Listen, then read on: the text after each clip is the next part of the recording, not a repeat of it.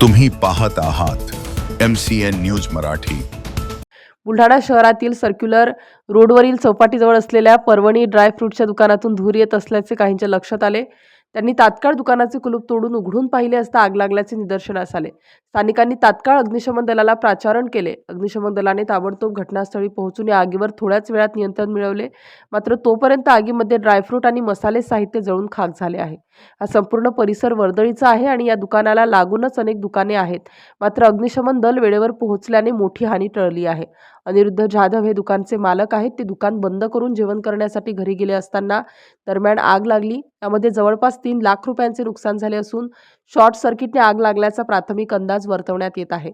MCN news मराठीकरिता Ravi Shiraskar, Buldhana.